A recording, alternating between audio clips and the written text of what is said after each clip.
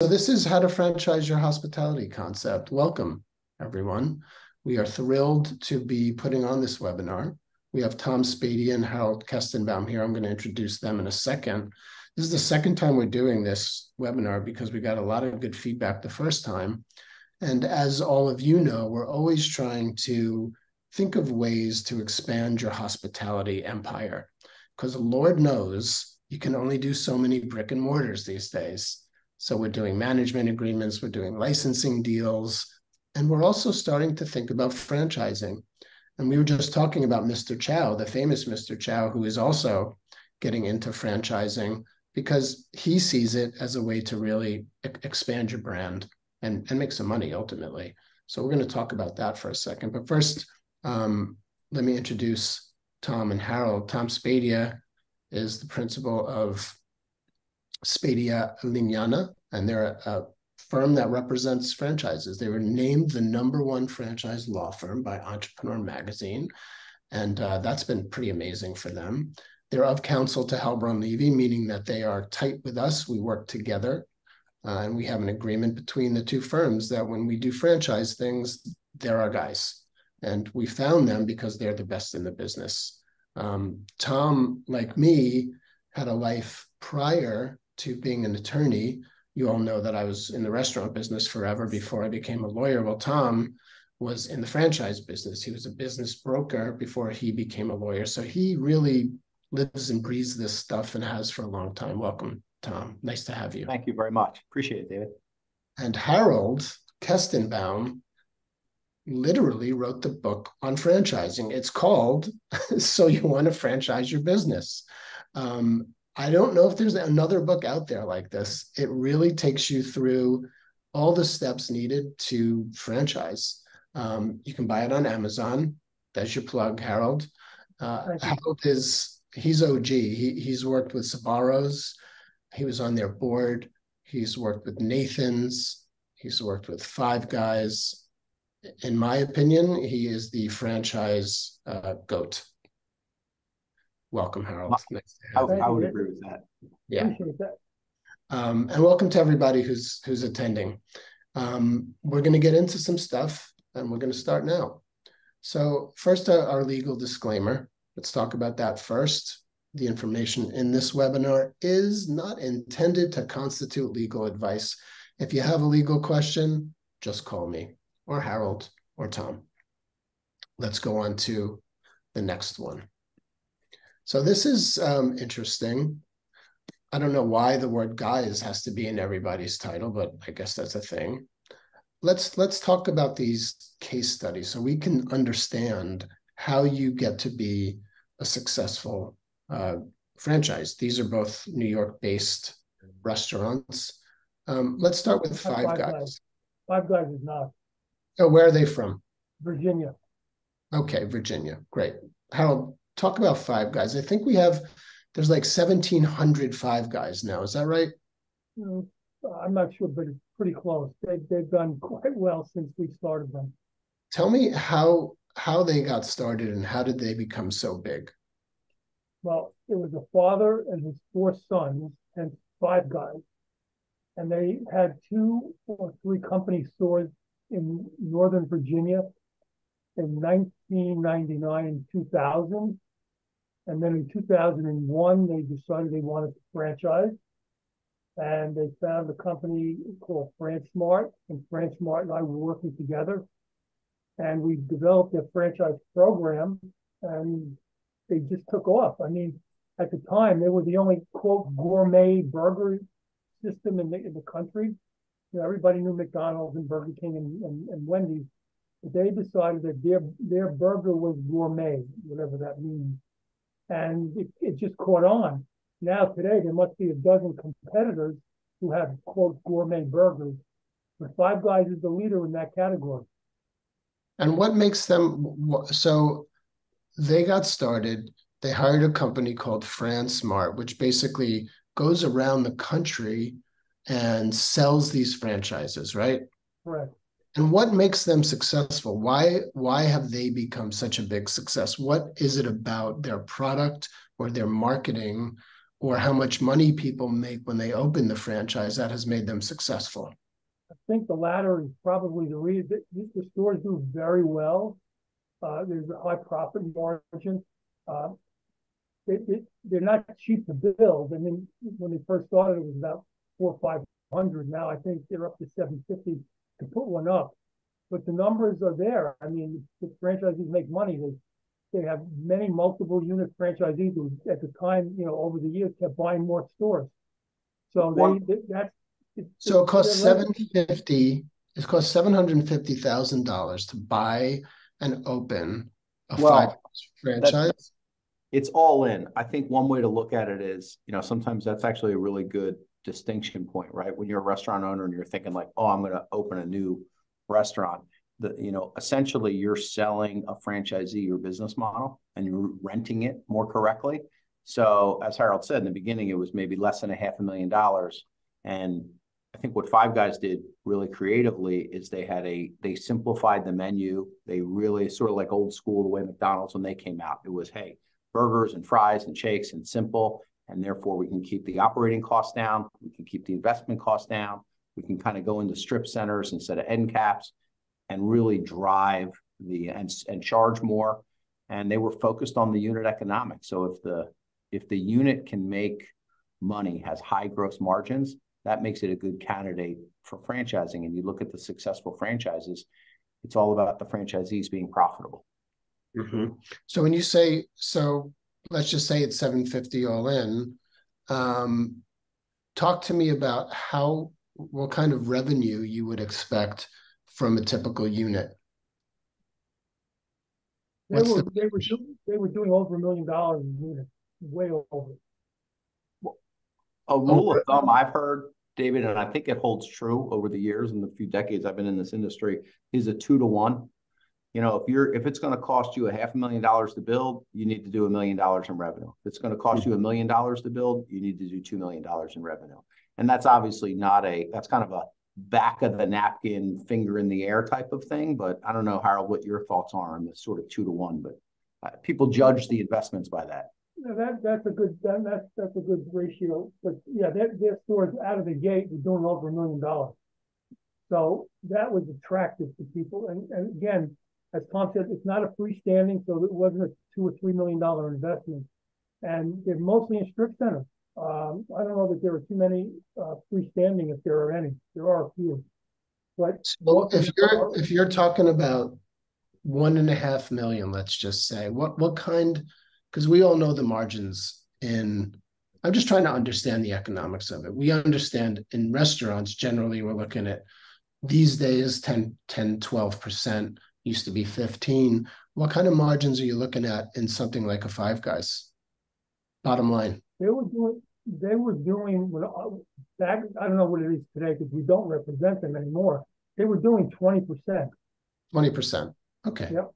And they also did multiples. They also really focused on the multi-unit operators. So they were, and that sometimes works really well. I'd say it's like the opposite end of the spectrum of a Chick-fil-A or how McDonald's got started.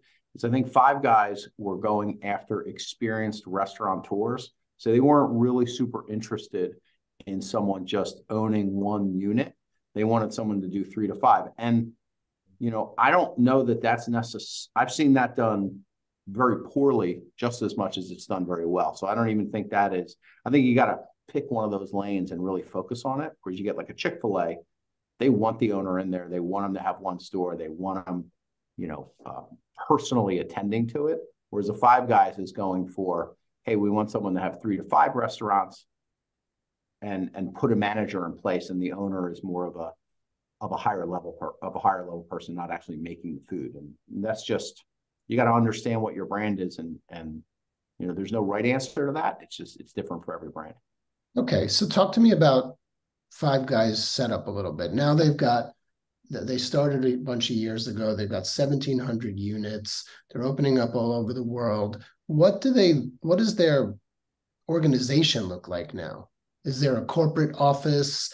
They have a whole corporate team? Are they just like McDonald's now? What does it look like when you become successful? They've got a huge team. They've got area directors, I mean, they're a major, employer when it comes to servicing their franchisees. They're out there. But They don't do master deals, and Tom is right. They did 3 and 5 pack deals, we call them. And actually, the guy who started at FranchMart with them wound up becoming their COO. He was a good friend of mine, Sam Chamberlain, and he's really grown the company quite well, actually. And so if you're 1,700, Tom, if you're a 1,700 unit company, what kind of revenue that now does Five Guys do? What is their top numbers? Hundreds of millions? Yeah, I mean, so you have system-wide sales and then you have the royalty sales, right? And that's where the math of this stuff is interesting. I don't know particularly on Five Guys. We take 1,700, if they're doing, $1 million per store, you're like, system-wide sales is huge. But what they're charging is they're charging a royalty based on the system-wide sales. And to the point of people, one of the things that attracts restaurateurs to becoming franchisors is, yes, when you're Five Guys, you're a huge team. But when you're thinking about, I have a system now and I have 3 to 5 restaurants and I want to be a franchisor.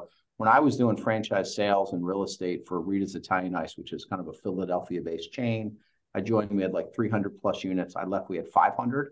We still had maybe 24 people in the corporate office. Mm-hmm. So I think sometimes people don't realize that McDonald's is different because they run half corporate stores. So they have a whole infrastructure of directors and procurement and that.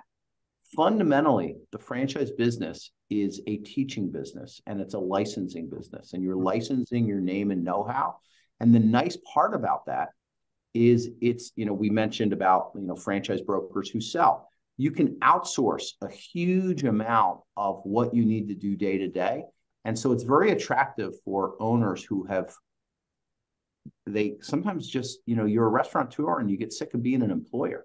And you're like, man, the biggest challenge of this business is the hourly people and this, and my managers and the co-managers, all of the massive stress that comes along with that. You now basically are teaching this business to an owner, sharing in their success, and the employment headaches become theirs. So you can build a fairly large business with good cash flow. And not only is that less of a headache, that strikes to the heart of the biggest reasons you want to franchise your business is valuations. If you're a business and you're getting a multiple on your revenue or on your EBITDA, it's 4 or 5, maybe, 2 or 3 in a small one, maybe 8 if you have a giant brand with a lot of interconnectedness. But a franchisor, your multiple of EBITDA can be 15, 20, or 25 times once you get to scale. I'm sure Five Guys, their multiple of EBITDA is off the charts. It's, they're valued like public companies because why? Low employee count, less risk, and a lot of that risk is shifted to the franchisees, and you're essentially like a software. It's you're just getting the service revenue based on their gross sales every single month. So it's a very attractive business model. Not so easy, but that's the attractiveness. I want to talk, by the way, if you say EBITDA again, Tom, I'm going to fine you $5. Oh, I like that. That's right. Cash. Let's money, profit. Let's let's talk about halal guys, because we're New Yorkers, and we all know about the cart, and then we all know that they kind of blew up. Again, they probably hired like a Fran Smart company to sell their friend. How are they doing now? I've heard they were doing well, and then they grew too quickly. Do either of you guys have any insight into halal guys? Well, they actually started with food trucks, as you know, and yes, they did hire FranceSmart, and they did grow quickly. I think they're up to about 150 locations now, and they're worldwide. Interestingly enough, as small as they are compared to Five Guys. I don't know their infrastructure at this moment. They were having some issues, but I'm sure from what I see on LinkedIn, he's still selling franchises to them. So I'm sure they're doing fine. Okay. Sometimes franchisors have trouble if they pick the wrong franchisees. Franchisees are like an employee that's very hard to fire. So, sometimes in the beginning, you're so excited that someone's going to write you a check, but they're not they may not be a good fit. They may think that, oh, this is so easy. It's like, hey, it's like, I'm just going to make money here because I own the brand and you've been successful. But if you're not a food person and you're not trained and you don't really understand how difficult it is, that can have a really negative impact on the growth cycle. That's probably the single biggest factor in what makes a franchise successful, is who they pick as their franchisees. Okay, understood. Alex, let's go to the next slide so we can start getting into how to do it. All of our clients, as you guys know, are hospitality people, and we are always chatting about, well, I've got this great idea. Maybe I want to spin it off. I've got a great Indian restaurant, or I've got a great Thai restaurant, and I see an opportunity for franchising. So let's start talking about the first steps. So my understanding, Tom, is that first step is open a shop or two. So if you've got a restaurant and you want to do a spinoff, open up your own, see how it goes, make sure it's a concept that works and that it can make some money. Then potentially go on and open up the second one to show that you can duplicate what you did in the first one. Now you can say to a franchisee, look, hey, I've got two of these things open. They're doing well, and they're both doing about the same. Is that the right first step? Yeah, but I would interject into that as a shout out to you guys. The other step is get your branding buttoned up and get a trademark. I think that's something people wait way too long on. The incremental cost of trademarking your name, and you guys are bigger trademark experts than I am. I know enough to be dangerous, but one of the things that I think people make a big, especially in food and in service businesses, is they want to name their business very descriptively and so they're thinking, and that might be fine if you're going to be a regional concept and you want, a half a dozen is your max. But if you really want to be Five Guys, you really want to blow this thing out and you want to have a national brand, you need to approach your name, not just can you use it, but can you exclude others from using it? And it's a lot easier to create a brand that can get a very strong federal trademark, spend a little bit of extra energy and money to get a national search. And if you can't expand this naturally, and there's people, you use the descriptive name that, there's other uses throughout the country, and so it's going to be muddy, change your name now when you only have a shop or two. It's not your name that they're buying your name, but it's not because of your name, it's your expertise and your coaching. So I would say that that's a first step also to interject in there. But yeah, I mean, I think getting it, making it profitable, and really working out the bugs and the mistakes and the challenges and all of the things of how difficult it is to open a restaurant. That's the key piece of it.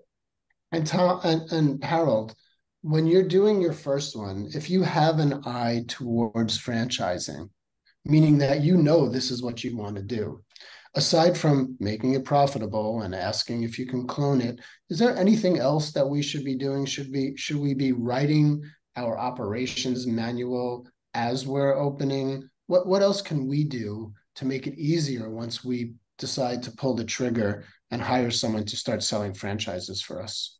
Well, you want to try to keep it simple. You don't want to have a menu that's like Cheesecake Factory.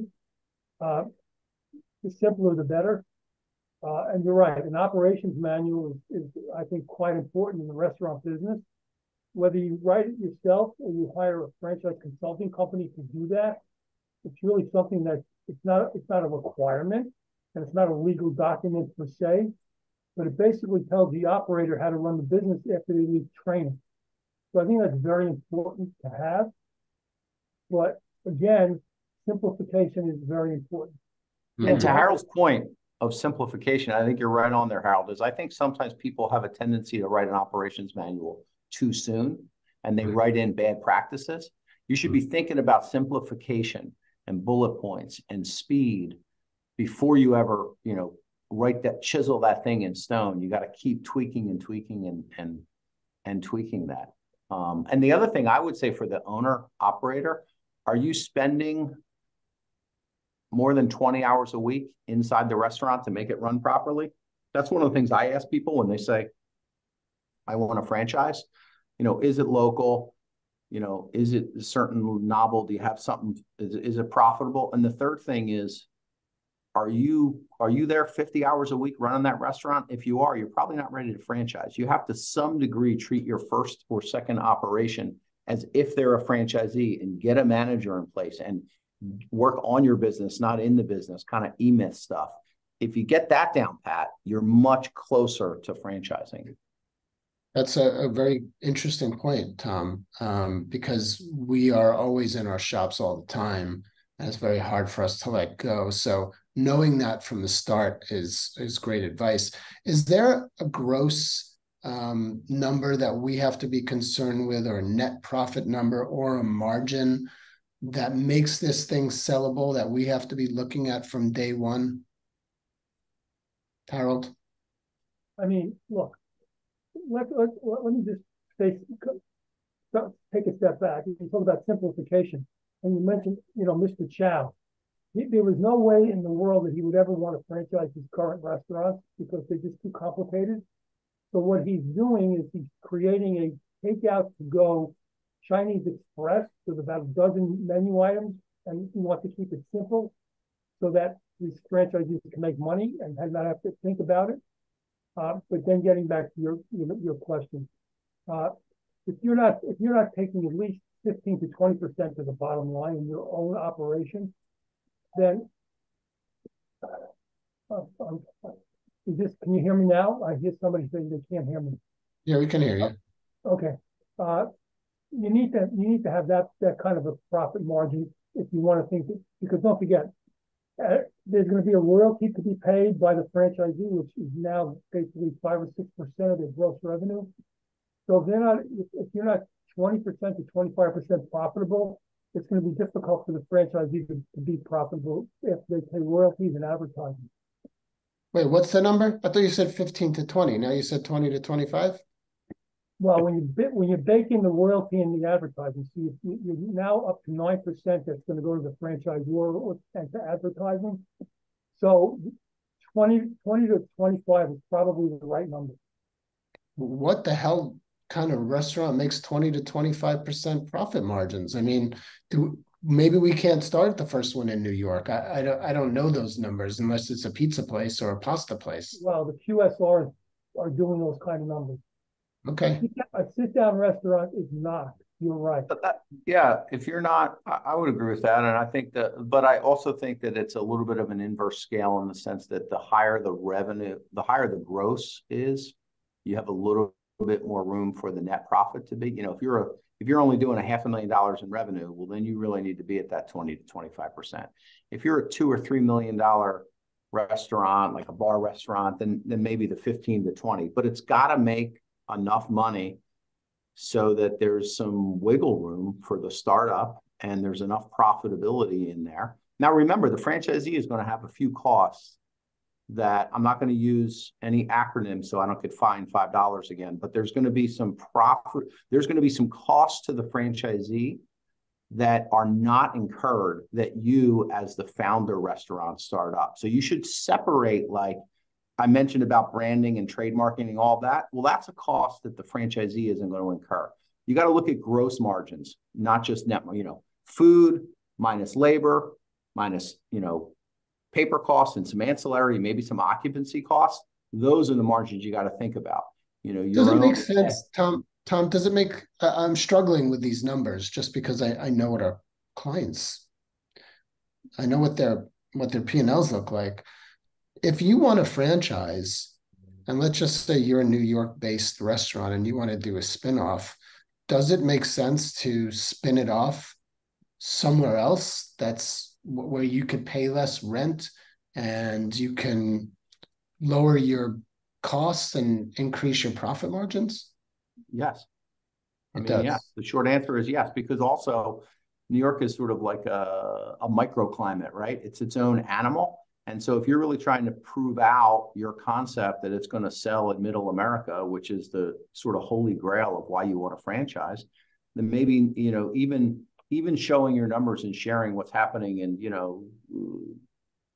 the Upper East Side isn't really going to show what's going to happen in a suburb of Columbus, Ohio.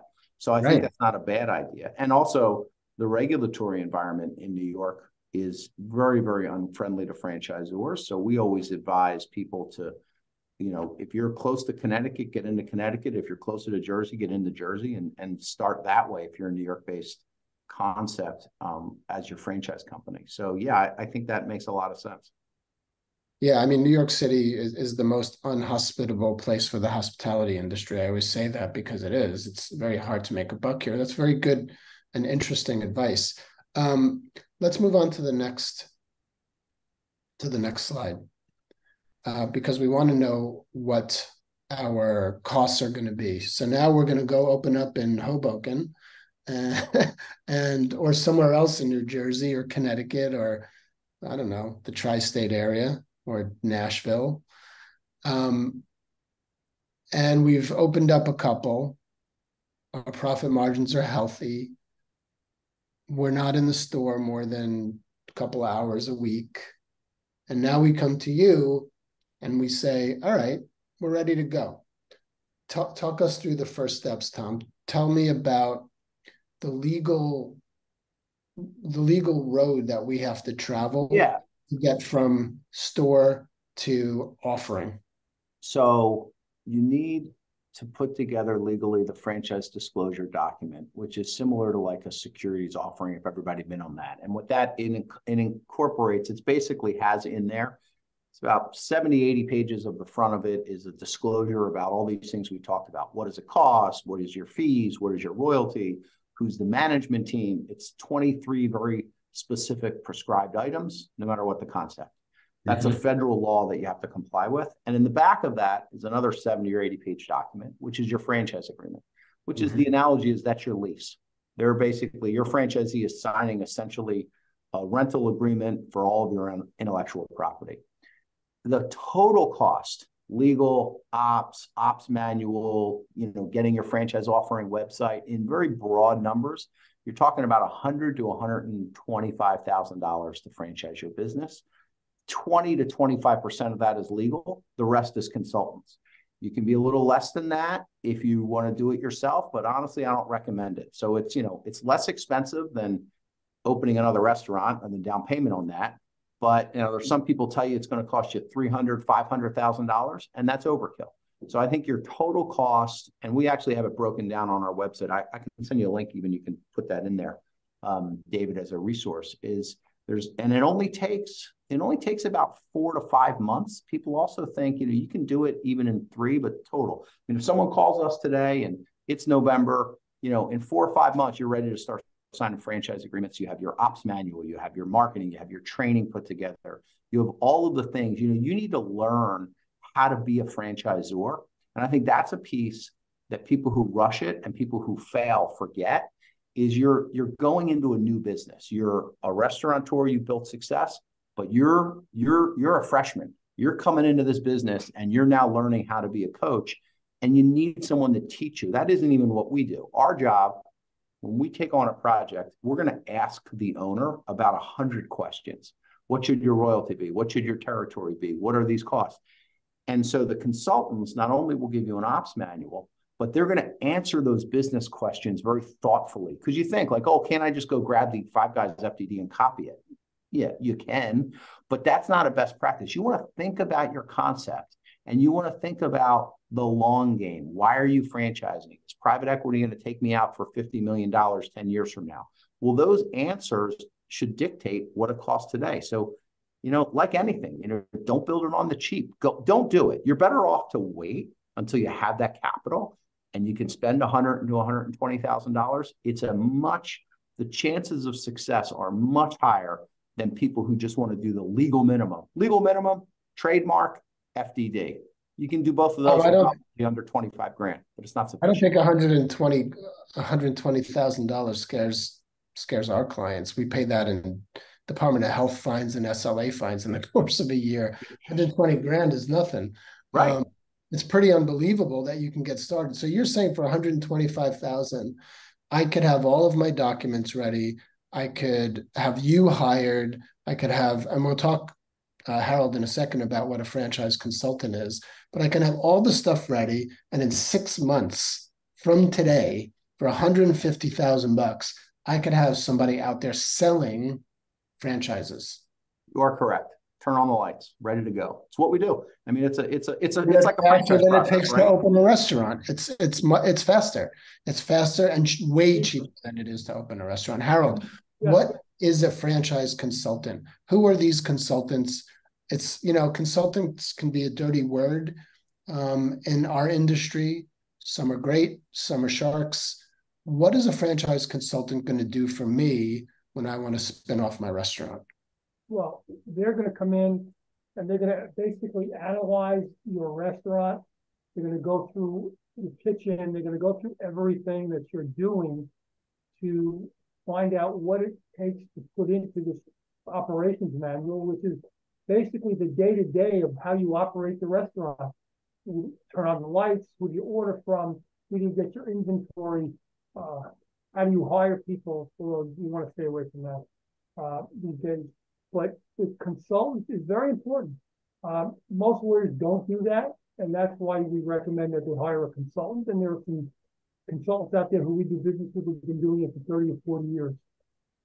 And there's two types of consultants too that you have to think about also, David, is there's what we would call the startup consultant. You asked the question before about should the owner start writing their ops manual?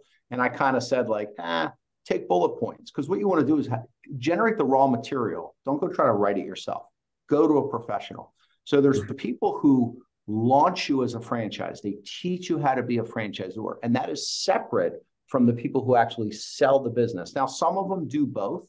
But for the most part, I think the best practice is these are two different disciplines. One is basically teaching you how to build the code, how to really teach people how to become your franchisees. And then another one is how to build the value proposition to entice people. So they're two separate pieces. Okay. So now we've hired our franchise consultant. We've got two shops. They're both doing 18% profit margins. The consultant's in there. He's written our book. We've hired you. You've done our FDD. And now we are out selling. Let's go to the next one and talk about what that is. So I've got my place now. I want to go sell it. Now I'm nervous because, first of all, how many do I want to sell? Where am I going to sell them? Who's going to sell them for me? Tom, can you get us started with who's going to sell these things? So first off, you have to calibrate your thinking as a franchisor. It's a get-rich-slow scheme, not a get-rich-quick scheme. You have to do a couple deals and really learn to be a franchisor. And so I think, your best bet is to hire a third-party professional to coach and teach. You may know your first franchisees. They may be people you wanted to partner with, or maybe it's your top manager, or maybe it's someone who's kind of in your orbit already. But I agree, it's unwise to try to do it yourself as the founder and the owner because it's its own discipline, right? You want to outsource that to someone. You definitely don't want to hire an in-house person in the beginning. You're going to end up paying, a good franchise salesperson could be making $150,000, $200,000 a year. And honestly, you're just not going to have that activity. You're not going to generate enough leads. You're lucky to generate a few dozen leads a month on people who want to buy your franchise, and you're going to vet through them. So you really want to work with, there's a bunch of networks out there. And what they do, it's kind of like, there's a big movement. People hire these like fractional CFOs, people who are out there who they're going to work on 6 or 7 different startup brands, and they're going to go out and generate leads, and that's their business and they get paid, maybe a very small base, a couple $1,000 a month, and then they get 10 or 15 grand every time you sell it, or 20 grand depending. So hiring a network is usually your best bet, and it's really a personality fit. Do you want to grow quick? Do you want to grow fast? Does this person have food experience? So Harold, take us through. So now we've hired, I don't know, a broker network. Take us through FranSmart. We hear their name a lot. They're the big player in the industry. How do they come in and work with us? How much are they taking from us? How do they work? How do they sell? How do they vet people? Take us through FranSmart. FranSmart's kind of unique because they are the only broker network that I'm aware of that takes a percentage of the royalty every time they sell a deal. So they get 50% of the initial fee. Then they get 20% of the royalty forever on every franchise they sell. So you've got to be prepared to have a partner for quite a while, and to eliminate them from your process over years. They have a buyout provision in their agreement where if you pay them $4 million, I think it is now, they will go away. But if you don't, you're with them for, and Five Guys have to do that. They actually borrow the money to buy them out. So Harold, they take if you get a 5% royalty fee, they take 1% of that forever. Correct. Damn. That's how they So operate. they're really like a partner. You have to go into it with eyes wide open, that it's almost like a equity investment to some degree. And they'll spend their own money in marketing and generating leads and through their contact, but you're locked into them. It's not just a vendor relationship. What do the other vendors do? Are there other vendors, Harold, out there who can? Oh, there's many. There are many that are very good that only do. They take a percentage of the upfront fee. They don't get into the royalty stream. And there are a number of good ones that we work with. They're not the only ones. So why on earth would you pay a point forever to a company when you don't have to? Because when Dan Rowe, who's the principal, tells you you're going to be the next Five Guys, you start doing your calculations and, oh, I want to be Five Guys, and you sign up with him. He sells the dream. Okay. So you got some choices. It doesn't have to be FranSmart, but they're all going to take a piece. You're talking about upfront fees. What is that upfront fee that you're talking about? The other guys take half of. What does that even look like? That's the initial fee that you pay to get into the system, to get trained. And in the food business, you're getting anywhere from 35. Well, Five Guys is now up to 75. But I would think that right now for startups, it's between 35 and 45 as the upfront fee. That's just for you. That's for the operator. That's for onboarding, basically. Right. Yeah, that's a licensing fee. That's the initial upfront franchise fee. Mm-hmm. And that's what's split with the salesperson. Yeah. You know, before people get excited about how much to make on franchise fees, the reality is when you're a startup, you're going to spend that money. I always let you know, we talked about you highballed it, which I appreciate, $150,000 to get into it. You should be thinking another $100,000 to $150,000 of spending in your first year or two to really, even though you're going to be generating some cash from these franchise fees, they're going to go right out the door. It's a very competitive market. So, you know, you're not going to start recouping that cash for maybe a year or two until you really get some people because you got to pay the broker commissions and all you're of that. You're building a business. You're building a business. Exactly. Tell me about, Tom, that first year. How many franchisees, let's just say it's a good one, and it's hot and it's got a brand that people know. How many should you expect to sell in year one and then maybe the next couple of years? What's the best you can do? I think that franchises fail on the low end of the spectrum and on the high end of the spectrum, and they're both risky on both sides. So I think that you should be conservative and you should really try not to do more than 6 to 10 deals in the first year.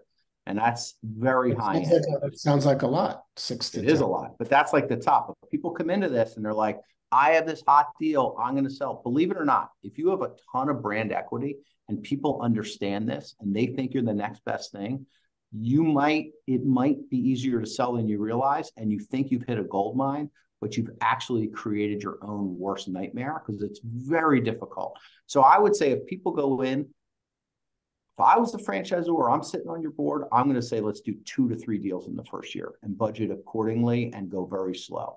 No more than 6 to 10, or the wheels will come off because it's very hard.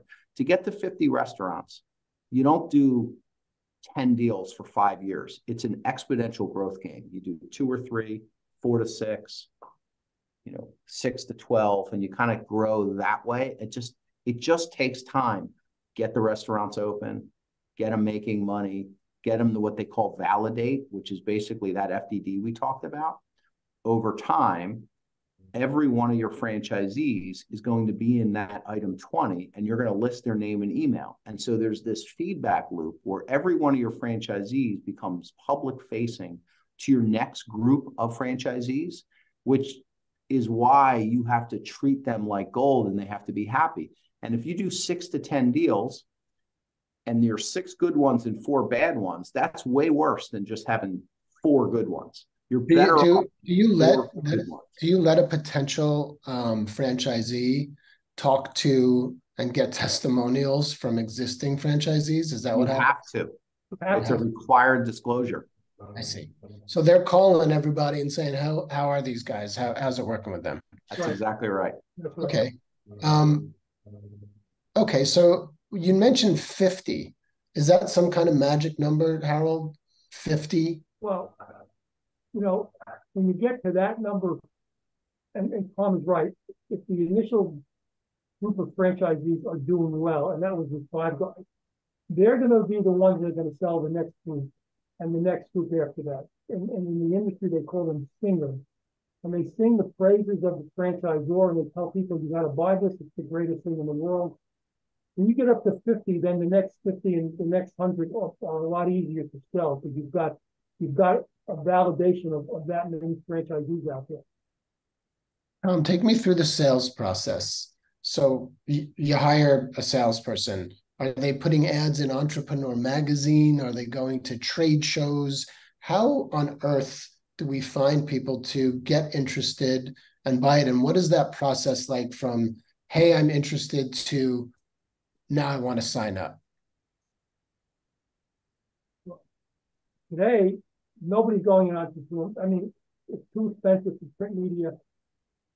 If you look at LinkedIn, for example, and you go to social media, franchisors are selling through that vehicle all day. And it's a lot less expensive than going to trade shows and doing these print media. They're selling franchises on LinkedIn? That's how absolutely. Them now? Dan Rowe is on LinkedIn with his friend. The other guy, salesperson that we use, Dario Cabroso, you go on LinkedIn and they're hawking the franchises that they're selling. It's really a science. It's amazing, David.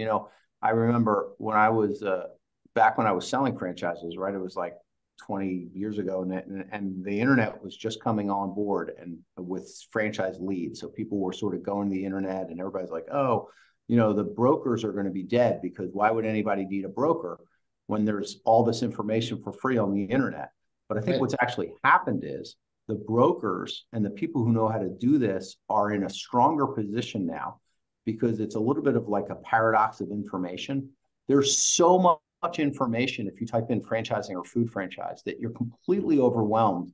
And so the old school trusted, advisor. So there are people out there that their whole living is going on LinkedIn, being influencers, doing seminars to outplacements, finding restaurant owners, doing these. There's some of these like high-end shows are called like the multi-unit ownership show, reaching out to franchisees saying, hey, I have a new concept coming on board that you're going to like.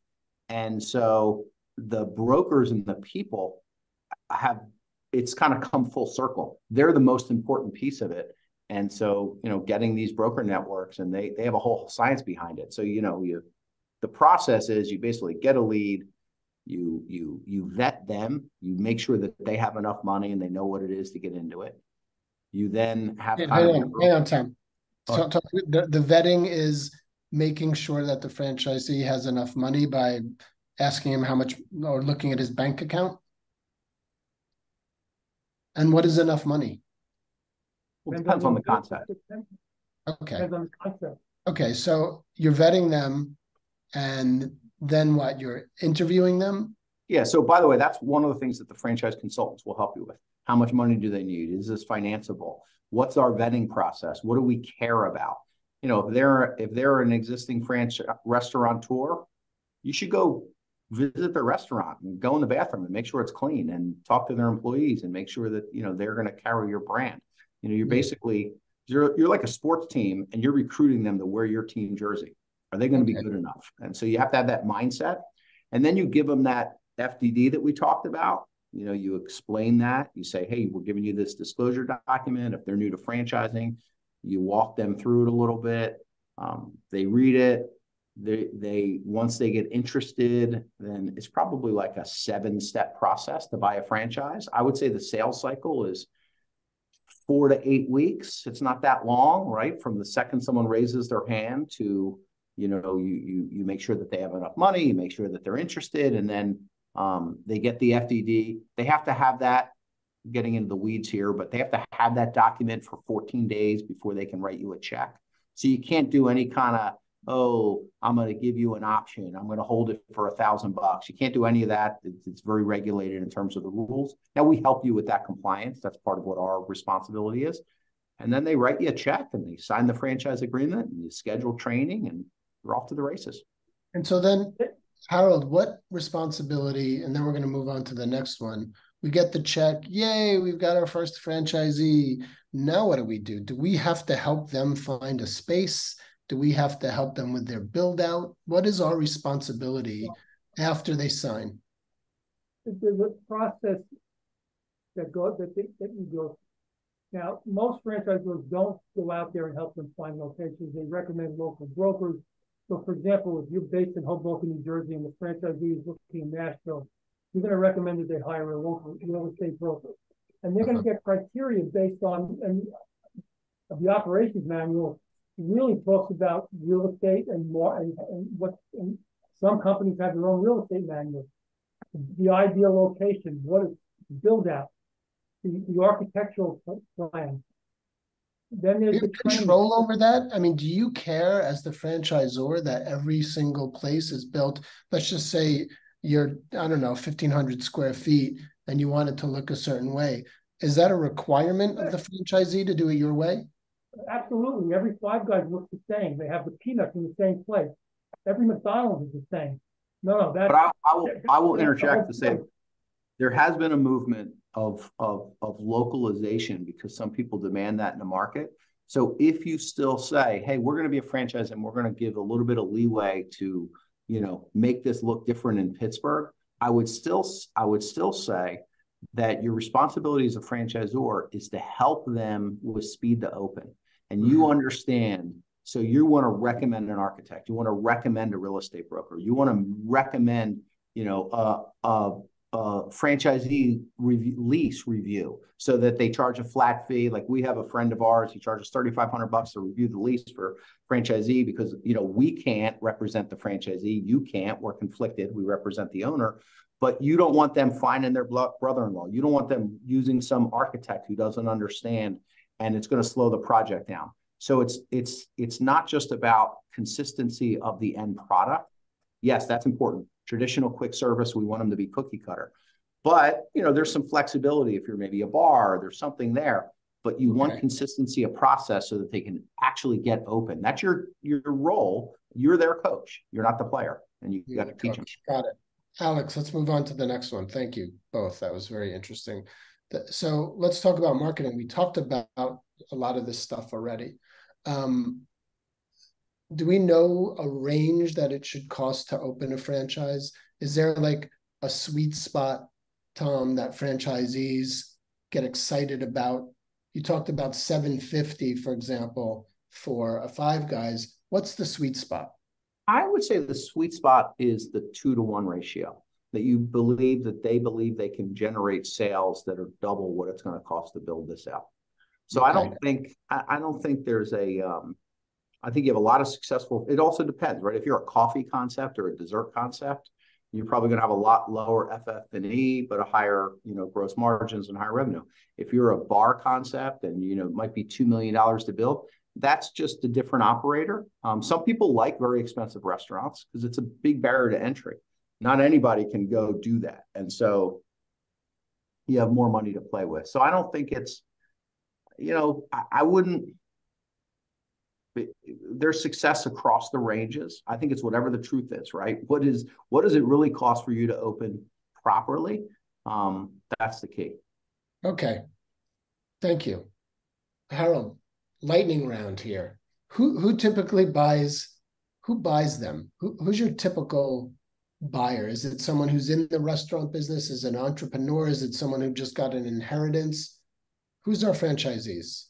I'll give you a quick story. I sat on the board of Sbarro for many years. And the debate we used to have was, do we sell the franchise to somebody who knows the restaurant business?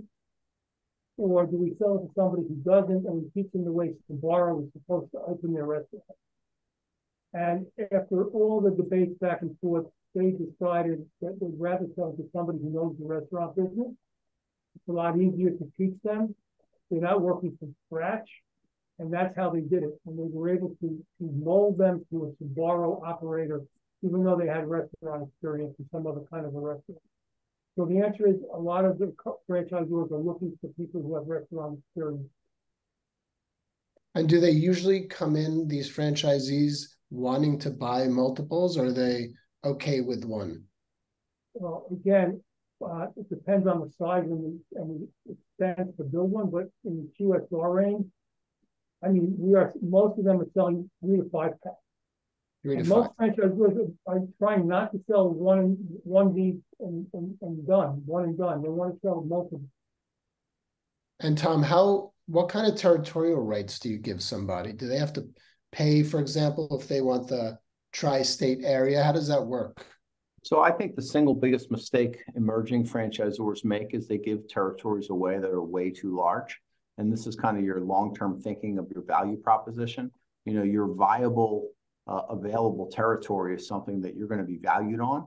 And you think of Dunkin' Donuts, and they hug the 95 corridor on the East Coast until they had something like 6,000 restaurants. So I think that it depends on the concept, right? Coffee, dessert, things like that. It depends on the concept. If people are going to drive a half an hour, well then, because it's this specialty thing and it's super unique and it's kind of high end, then maybe you don't want it in every town. I think that's what a consultant can really help you with. Well, I guess my answer to that is be super intentional about how big your territory is. There's no right answer, and it's a bell curve. You can, if you give away these big territories, you sound like you're being super generous. You're actually hurting the brand because you're creating less penetration into the marketplace. And so now you're competing against other people.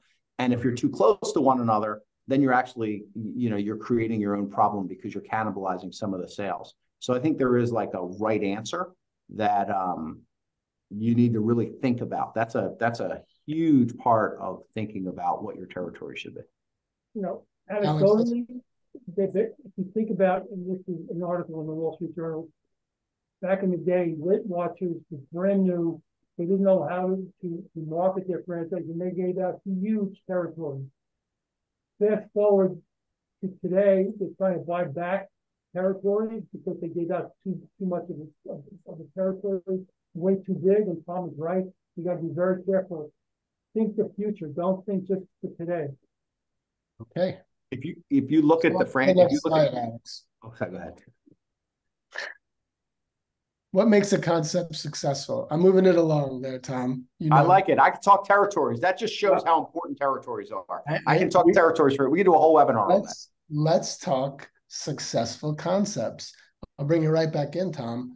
What makes a concept successful? We have uniqueness, affordability, profit. Give me a line on each. What do you mean when you say uniqueness? Well, I think the founder has an enormous amount to do with it, right? So, and I think that's part of the uniqueness. I think that the founder, it's not just cookie cutter. You take your dog to a dog trainer, and the trainer's not just training the dog, they're training the owner, right?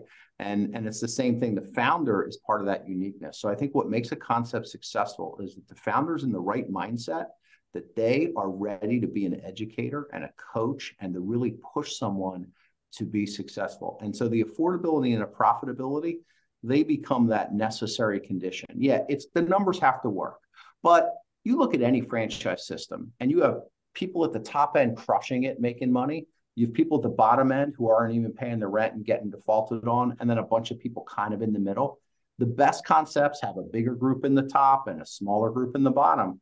But at the end of the day, this is a people business. Franchising is a people business, and that starts with the founder and it starts with the franchisee, because that's the variable, right? So what makes a successful concept? The right mindset is going to have a way bigger impact on anything than that. That's my take. It's a people business. Like anything in life, Tom. Yeah, that's exactly. Let's slide over to the last one, Alex, and talk about Harold. You're going to talk to us about royalties and revenue streams. I have some questions for you. Sure. Well, What's the typical, because this is the stuff everybody wants to know. What's the typical royalty fee? Well, right now it's between 5 and 6%. 5 and 6. It's in the service business, it could be a lot higher, but in the restaurant business, 5 and 6%. I don't see much lower than that, and I don't see a lot that are higher than that. Okay. And the upfront fee to get started, you said, is anywhere between $30,000 and $80,000 or something. Yeah, depending on the maturity of the chain, sure. Do you need to provide products to the franchisee? No, not necessarily. Sauces, rubs?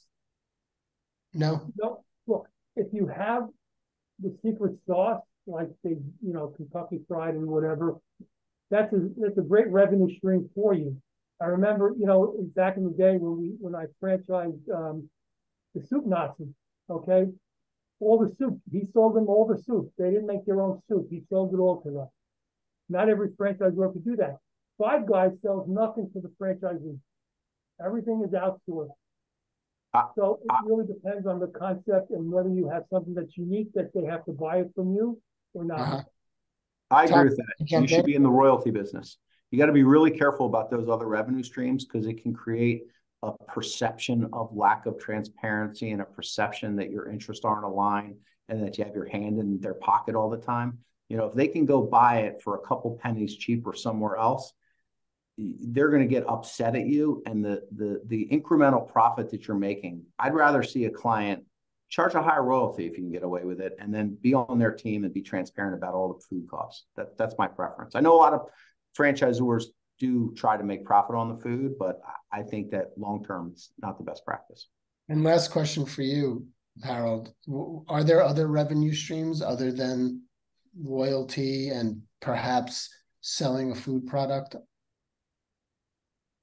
Not really. I mean, the advertising, the national advertising is not a profit center. I mean, you look at the big brands and they're out there advertising. Franchisees pay for that. They're basically a fiduciary for the franchisee. Franchisee pays some money. They go out and do a national campaign. I mean, I don't have to tell you what you see Subway and McDonald's and all the big chains. There aren't any other real, legitimate revenue streams. We did have one when I was at a brand, is that they would actually make a lot of money in their annual conference. And so you're not going to get there until you're at scale. But if you say have 500, 600 restaurants, your POS supplier, your architect, your real estate broker, they might write you a $20,000 or $50,000 check to advertise and have a booth at your annual conference. So, it's not where your head should be as a startup, but right. You got to be big have that captive audience. Okay. We're going to take some questions because we are now at the hour mark. That was fast. I think next time we're going to go 90 minutes because there's a lot of fun information here. Here's a question. Tom, I'll ask it to you. Is assisting a potential good operator to get financing an option? Absolutely. Say, recommending a loan officer, or how do we help? So I have one vendor that I have a pretty good relationship with, a couple actually, and what they'll do is they'll actually create a branded portal for your franchisees to go in and load their financial information and set them up with a local loan officer. The SBA, the Small Business Administration, there was a registry, a formal approval process. We would get every one of our clients approved. Now it's like a self-approval process, but so no question about it. Financing is one of the big advantages to opening a restaurant and franchising. It's very hard to finance an independent restaurant. It is much easier to finance a franchise restaurant, and you should be the glue that does that. That's great. If anyone has any other questions, now's the time. If not, I will take this time to thank Tom Spadia, Harold Kestenbaum. You guys are amazing. You are the best in the world at franchising, and we're so happy to have you on our team, and thanks for all the info. Pleasure. Fantastic. Thanks for having us. Thanks everybody for attending. Alex, I'm not sure what our next webinar is, but it's, webinar bonanza here. I think we have one next Monday. Is that right? 2 weeks from today. 2 weeks from today. Okay. And what is that webinar? All right, here's the It is question. F&B management agreements. Well, that's a Hold fun on, one. here's another F&B question. F&B management agreements. Fantastic. Yes, this video will be on YouTube, and now someone else has a question. Rich, if you have a question, we're still here. So we'll give you a second because Rich is cool, and Rich has been our client forever. And Rich has a very cool houseboat that he lives on part of the year. I don't know if he still does, up in I think Lake George. It's one of the coolest things you've ever seen in your life. It's like a house on a raft. And it floats around, and he can drive it around the lake. It's very cool. Well, Rich, we're waiting for you. Maybe you're hunting and pecking on your keyboard, but we're going to wait another couple seconds. We can't hear you. You got to type it in. Okay. I'll tell you what. Rich is saying we are getting approached by Asia. I'm going to, by Korea, and Japan. Do you have any, what do you do in the Middle East? So what happens when they approach you and they want to do a franchise of your concept? You know, look, over my years of doing this, there's an allure of people who think that if they go with the international market, they're going to write big checks and they're going to be very successful and things are going to be great. Unless you're a Subway, you're a big player. Going international first before you even do domestic, I think is a gigantic mistake. And I could think of a client of mine years ago who had no locations in the United States and decided that somebody from Dubai was going to write them a check for $500,000. And they took it and they tried to open in Dubai before they had one in the US. And it failed miserably. So you got to be really careful. Don't let a big check influence you to go international. But you can do licensing deals. That's what we would say. Just go do license your name, make some money off of that. You don't have to franchise. Internationally, you could do that. You can't do that in the United States, but you can internationally. Well, you're potentially, it should be, if it's a nice check, it's good. And I agree with that. You got to be really careful though, because if you're playing the long game and you eventually want to franchise and you do that licensing deal, you're potentially moving those chips off the board. So it's hard. Yeah, you got to definitely, a master deal or something like that. It's a hard place to start. Yeah. Thanks, guys. Thank you all. Alex, thank you for manning the 1s and 2s. This has been great. Thank you, everybody, for coming. We'll see you all soon. Thanks again. Thanks, David. Okay. Bye.